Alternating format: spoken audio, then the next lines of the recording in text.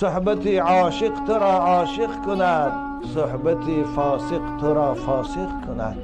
ببینه عاشقا جوانای پاکیزه، خوش اخلاق، با آداب، صاحب علم و معرفت، جوانایی که کسب حلال میکنن، جوانایی که وقت عبادت شد مسجد میبیاین، اینها را عاشق میگن. اینها هم کار دنیاشان میکنن، هم عبادت خداشان میکنن، هم از نعمتهای حلال خدا استفاده میبرن، هم از حراماش خداشان نگه میدارن.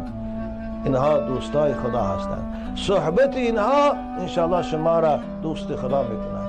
اما صحبت فاسق، صحبت آدم های بد اخلاق و میزد و اوباش و زنک باز، شما را مثل خوشانچی اوباش و فاسق و بد اخلاق میکنند. صحبت عاشق تو را عاشق کند، صحبت فاسق تو را